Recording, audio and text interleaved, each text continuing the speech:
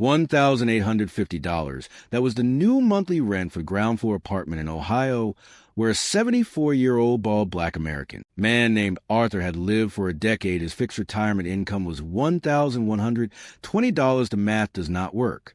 It never works. By mid-November, Arthur was sitting up in a 2004 Ford Taurus parked behind a closed auto parts store. The heater core in the car was completely broken. He wrapped himself in moving blankets to survive the freezing nights. That was his brutal reality exactly 14 months ago. But what happened next proves that the system can be beaten. Tonight, Arthur is sleeping in a fully insulated, luxury mini Quonset hut out in the high desert. It has a custom kitchen, solar-powered LED lights, and a solid steel front door.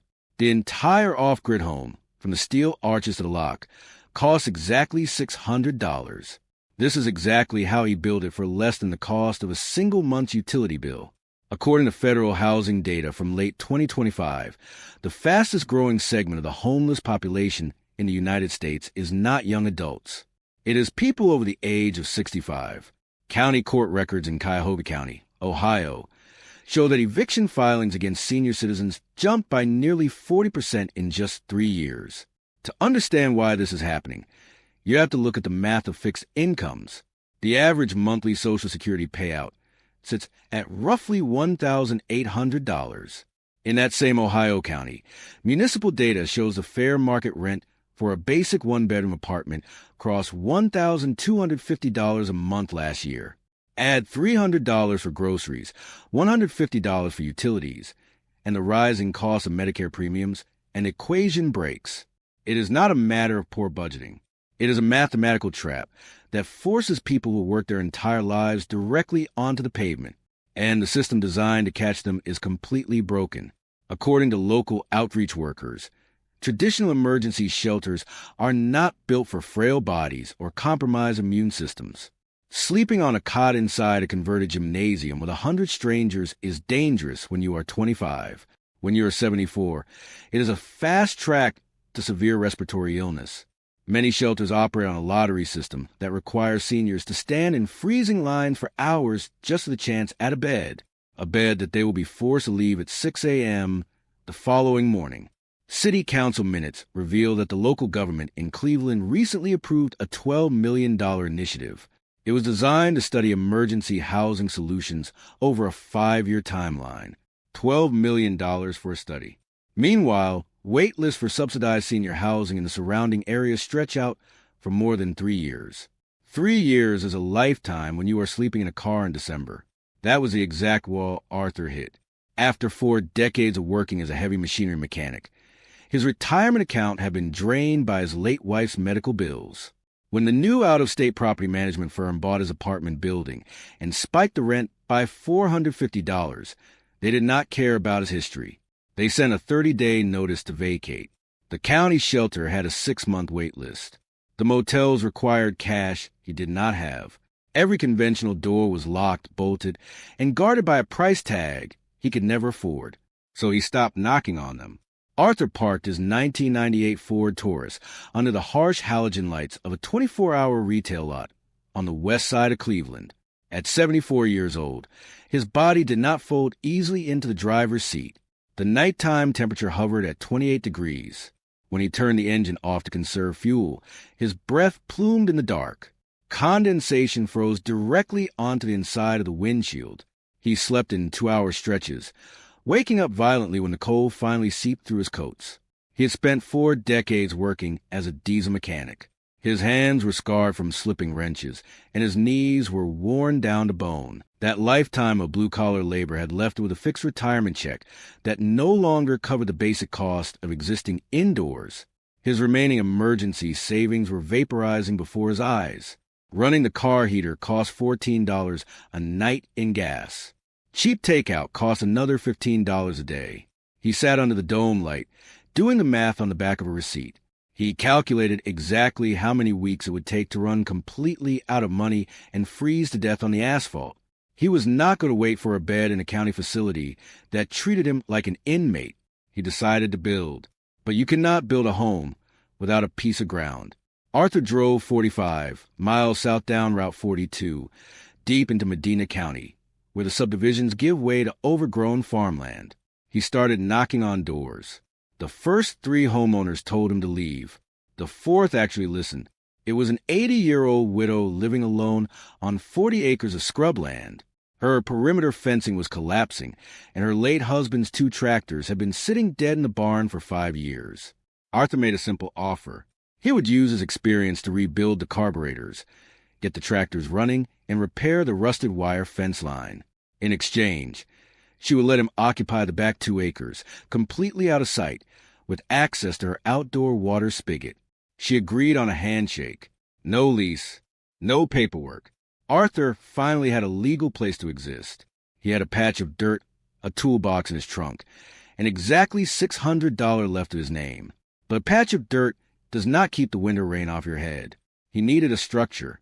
30 miles east of that empty pasture, a disassembled mini Quonset hut was rusting the tall grass at an agricultural surplus yard. It was a 10 by 15-foot steel arch structure. It was originally purchased by a commercial feed company and discarded after a forklift dented 3 of the primary roof panels. The base flanges were coated in surface rust. According to agricultural supply records, commercial contractors refused to buy cosmetically damaged steel. Because of this, the yard manager had slapped a $150 price tag on the pile of panels just to get it off his lot. Arthur handed the manager $150 in crumpled 20s and 10s. The transaction took 2 minutes. But buying heavy steel is entirely different from moving it. A disassembled Quonset hut does not fit into the trunk of a 1998 Ford Taurus. Local equipment rental rates show that a commercial flatbed truck for the day would have cost $200 plus mileage. That was money Arthur did not have. He solved the logistical nightmare the same way he secured his land. He walked into a diner in Medina and found a guy who drove a flatbed delivery truck for a local lumber yard. Arthur offered him $40 in gas money and a promise to diagnose a persistent knocking sound in the man's personal pickup engine. The driver agreed to haul the steel on a Sunday morning when his rig was off the clock. Assembly is where the brutal physical reality of the project set in. The design uses curved steel ribs that bolt together to form a self-supporting arch. But each of those steel ribs weighs 45 pounds. They have to be held precisely overhead, while bolts are threaded through aligning holes. Arthur was 74 years old and working alone. He could not muscle the steel into place. So he engineered a workaround. Using a few scrap 2x4s he found rotting in the widow's barn, Arthur built a crude A-frame hoist. He attached a heavy-duty ratcheting tie-down strap to the apex. Slowly, inch by inch, he cranked each 45-pound steel rib into the air. He held it suspended while he drove the bolts home with a socket wrench. The work was agonizing.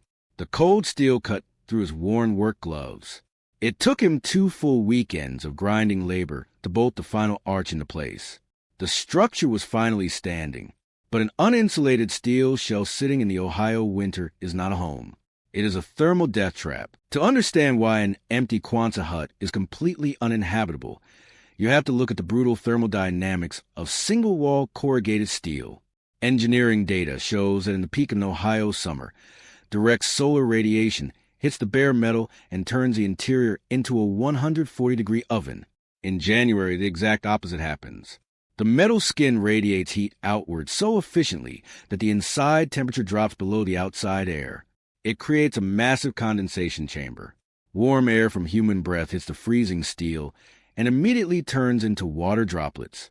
It literally rains inside. That continuous moisture breeds black mold within weeks. The standard industry solution is closed-cell spray foam insulation. Local contractor estimates put the average price tag for a structure this size at $1,400. Arthur had already spent his cash on the steel shell, so he studied the waste cycle of commercial developers. Active construction sites generate mountains of high-grade architectural waste. When framing crews cut rigid insulation board to fit custom foundations, they toss the irregular cutoffs into open roll-off dumpsters. Because those partial pieces have absolutely no commercial resale value, site managers consider them garbage. Arthur spent 3 consecutive Tuesday nights pulling discarded pieces of 2-inch rigid foam from a luxury subdivision site outside Brunswick. Those are 10 rated panels were structurally perfect. He sat in the dirt, slicing the thick foam with a utility knife. He bent the pieces to match the exact curve of the steel arches, securing them with heavy-duty construction adhesive. But foam alone does not stop the structural sweating. That requires a dedicated vapor barrier. This is a precise step where amateur off-grid builders fail and destroy their own homes. Arthur walked into a hardware store and bought a 50-foot roll of 6 mil plastic sheeting. It cost exactly $18. He stapled and taped the thick plastic meticulously over the interior foam layer. This created a permanent, airtight seal that separated his warm living space from a freezing exterior metal. For the interior walls, he stripped heavy wooden shipping pallets salvaged from behind a local tractor supply store. The rough-sawn pine boards, screwed directly across the interior ribs, covered the plastic. They gave the inside of the metal tube the solid, dry feel of a cabin. That $18 roll of plastic saved the entire build. The thermal envelope was finally sealed. But a dry box in a field is still just a box until it has water and electricity. Federal data shows the average American household burns through 300 gallons of water a day. They consume nearly 900 kilowatt hours of electricity a month without a second thought. Arthur survives on less than 4 gallons of water a day. He generates his own power entirely off the grid. When you have zero municipal hookups, survival becomes a strict mathematical equation. He bolted a run of aluminum gutter along the base of the steel arch, angling it into a 55-gallon food-grade plastic drum. The drum came free from a commercial bakery that was discarding bulk syrup containers. A scrap of window screen secured with borrowed bungee cord filters out dead leaves and insects. Climate records show Ohio averages 39 inches of rain a year. Over a full year, the curved roof of his Quonset catches enough runoff to provide for all his drinking, cooking, and cleaning needs. He purifies it using a documented survival standard, exactly 8 drops of unscented household bleach per gallon. After sitting for 30 minutes, it is safe to drink. His annual water bill is exactly $4. Electricity required tapping a different waste pipeline. Solar installation companies discard panels constantly due to cosmetic hail damage or warranty upgrades. A panel with cracked glass operating at 60% efficiency is worthless to a commercial contractor, but 60% of a 300-watt panel still produces 180 watts. Arthur hauled away 2 damaged panels for free from an installer's discard pile near Akron. He mounted them on a wooden frame angled precisely south to catch the winter sun. He wired them to a bank of 2 used 12-volt car batteries that cost $20 each in auto salvage yard. A charge controller cost $19. That system trickle charges enough power to run LED light strips, a phone charger, and a 12-volt ventilation fan all night. The sanitation problem kills most amateur off-grid builds. Arthur solved it instantly. He built a composting toilet using 2 5-gallon buckets, a standard seat, and a $6 bag of pine shavings from a rural feed store. A scoop of shavings after each use neutralizes the moisture and odor entirely. It creates a dry, sanitary system that requires zero plumbing. When full, the sealed black bucket sits out in the sun to safely cure. The off-grid engineering was finished. The survival math was perfectly balanced. But building a self-sustaining home is only half the battle. The local zoning bureaucracy was about to find out he was there. Building codes were written for mansions, not for a 74-year-old man trying to survive the winter. Zoning laws in Medina County mandate minimum square footage, deep-poured foundations, and grid-tied utilities for anything classified as a human dwelling. The penalty for violating those rules is a heavy fine and immediate demolition by a county crew. Arthur had researched Medina County zoning exemptions at the library. Any portable structure under 200 square feet, resting on a temporary foundation without municipal utilities, is classified as an agricultural outbuilding. His Quonset hut measured exactly 150 square feet. It sat on leveled cinder blocks. By the strict letter of the law, he was not living in an unpermitted house. He was occupying a tool shed. But knowing the law and surviving an inspection are 2 different things. The tension broke in early November. A county code enforcement officer drove his white truck slowly past the widow's fence line. He stopped He backed up. Through the bare branches, he saw the glint of corrugated steel. He put the truck in park, grabbed his clipboard, and walked toward the main gate. He stood at the perimeter for 5 agonizing minutes, taking notes and staring directly at Arthur's newly built walls. If he wrote a citation, Arthur's home would be destroyed. The 80-year-old widow intercepted the officer before he reached the inner wire. She did not hesitate. She told the officer flatly that the metal structure was her new equipment shed. She claimed it was erected to store materials for the tractor repairs her hired hand was completing. Because she owned 40 acres of zoned agricultural land, the exemption applied directly to her property. The officer stared at the hut, looked back at the widow, and checked a single box on his clipboard. Then he drove away. The legal gray zone held. But the final test was brutal physics. In late January, historical weather records show a violent squall dumped 14 inches of snow and 45-mile-per-hour winds across the valley. The storm hammered the roof, searching for any weak seam. But the steel arches did not buckle. The $18 vapor barrier kept the interior completely dry. While the county electrical grid failed, Arthur sat in total silence under an LED light, untouched by the freezing chaos. The external threats had been completely neutralized, and it is only when you step through his heavy steel front door that you understand exactly what he managed to build inside. The interior of the 150-square-foot Quonset hut does not feel like a survival bunker. It feels like a high-end, custom-built micro-cabin. When Arthur opens a heavy steel front door, the deep, earthy smell of rough-sawn pine boards at you immediately. A small 12-volt fan hums quietly in the rear vent, pulling fresh air across the room. The front half of the space is dedicated entirely to his custom kitchen. Arthur built a solid butcher block counter by sanding down thick oak pallet skids and sealing them with mineral oil. A 2-burner propane camp stove sits perfectly flush into the wood. Above the stove, a backsplash of broken, salvaged ceramic tiles catches the sunlight. A magnetic strip on the pine wall holds a row of sharpened kitchen knives. In the center of the room, a drop-down table built from salvaged cedar serves as his dining area and workspace.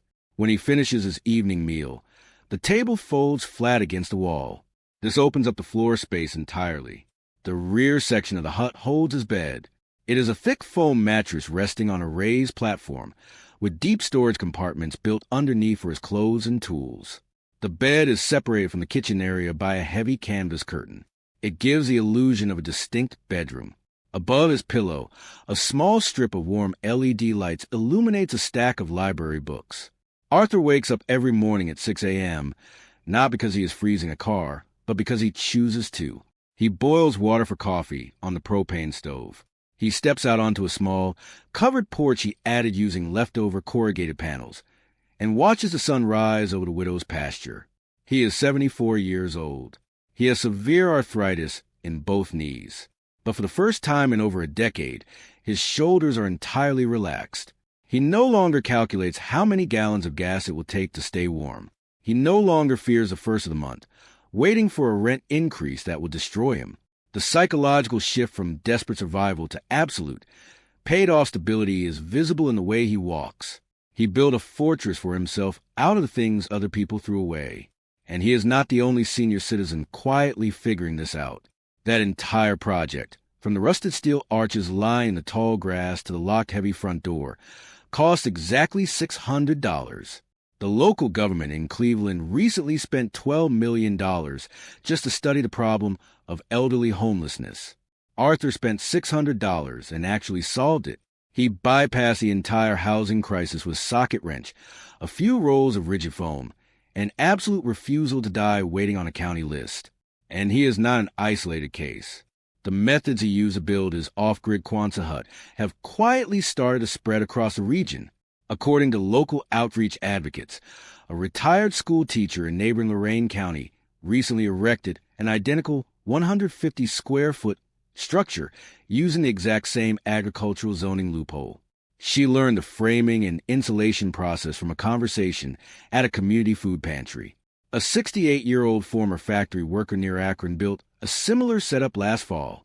He sources damaged solar panels from the exact same discard pile Arthur used. The knowledge is moving through informal, blue-collar networks. In these spaces, survival is treated as an engineering puzzle rather than a political debate. The system tells you that you need hundreds of thousands of dollars and banking approval to secure a roof over your head. But what you actually need is a small piece of ground. You need materials that commercial contractors consider garbage. And you need enough stubbornness to figure out the thermodynamics of a metal box. Money is just a conventional way to build walls. Necessity and discarded materials build them just as effectively. Census estimates show there are still over 100,000 senior citizens sleeping in cars and shelters tonight across the country. But out in Medina County, a 74-year-old man who lost everything to a sudden rent increase is not one of them. He will go to sleep tonight in a warm, dry home that he built with his own scarred hands. The wind will howl against the corrugated steel, but his walls will not move. If resourcefulness like this matters to you, hit subscribe. We tell stories every week about people who refuse to accept the broken options they were handed and built their own way out of the crisis. The video on the screen right now documents a completely different off-grid survival build with methods every bit as creative as these.